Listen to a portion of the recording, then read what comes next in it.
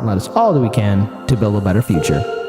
All right, more corporate media putting the screws on their journalists. One of the things I've talked about on this show, how many times, is that corporate media, corporation, we're the big business, we're the professional journalists, but they can't figure out how to pay their journalists appropriately.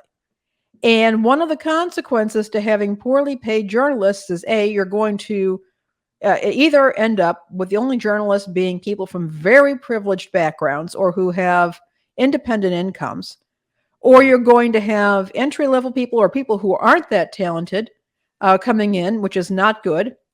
Or you're going to have the true believers who are just going to put their heart and soul into this, suffer for it financially, and still won't be able to deliver the level of journalism that should be delivered. And so this is a case. What's happened, Gannett announced that they're going to be mandating unpaid leave. There will no longer be matching 401k contributions. They're going to stop hiring. They're going to have contract buyouts, furloughs, and there we are. Okay. Claiming that these are truly challenging times. And my thing here is this. I mean, this has been going on we've been talking about it for years here. And it's like, look, Gannett, corporations, your hedge funds who are trying to manage things, if you cannot make your business model work, then you need to get out of the industry. So here in the article, the company laid off about 400 employees at the beginning of August 12th and told staff they would not fill 400 open positions. The announcement came after Gannett said it lost $54 million on revenues of $749 million in its second quarter report. To which I got to say, again, thank you, Bill Clinton and your presidential administration for implementing the Telecoms Act to where, again, corporations can buy up all our media. I've had this conversation with Roger Meadows. I've had this conversation via text, most of it, and also with Case Study QB and numerous other colleagues in independent media where, look, you have these corporations that buy the media, and what have we seen firsthand? We've seen lackluster reporting, click, copy, paste reporting. We've seen mediocre reporting, and that's what the corporations want. They're designed to be propaganda mouthpieces for the establishment. And the thing is, it's in their best interest to not really cover stories about corruption, political corruption, bribery, money in politics.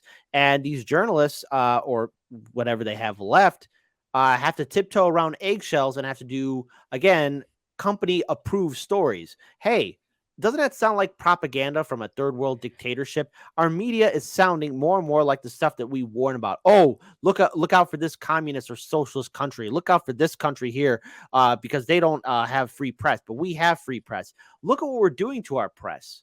Look at and again, just to quote Jimmy Dore when he was covering the 2016 primary when he was still with TYT, what did he see firsthand during the Democratic primary, especially when he was with all the other reporters? All the other reporters were copying and writing off each other's notes and writing the same damn article. Absolute laziness. And again, the CEO, Mike Reed, hey, you think he's going to take a pay cut? You think he's going to lose his 401k and stock options? You think he's going to lose his benefits? The answer is no. It's no wonder journalism and media is a dying profession, and that the only way you could really make it is either like Lenny said, you have independent income coming in, or two, you have connections inside via family, or somebody who knows somebody, so that way you're okay. Whereas everyone else, well, you're going to get a little glass of water and some bread, and that's it. Good luck to you.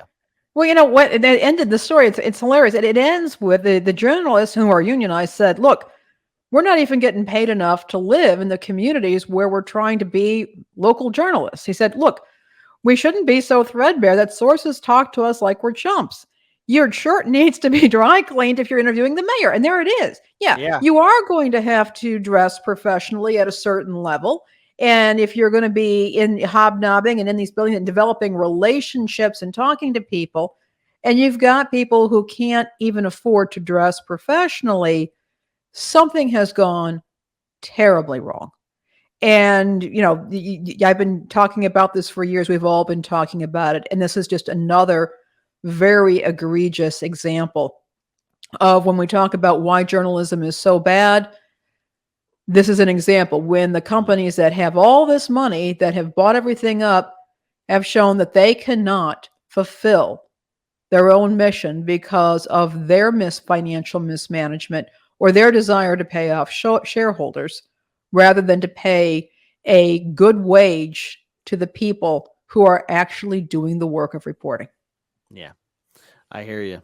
I hear you, Lainey. And unfortunately, it's going to get worse. And this is the state of the media here in America. This is why we need independent media. This is why we're so grateful to have all of our supporters here. Unfortunately, YouTube and all of other social media is doing everything it can to censor. Thankfully, we have platforms like Rockfin, Odyssey, and Rumble. But even then, it's still not enough because we have an environment that punishes authentic, independent journalism. And unless something changes, it's going to get worse, folks. I wish I could say something different, but it's not. Yeah, and again, these companies are admitting that they're failing, and they just keep right on operating.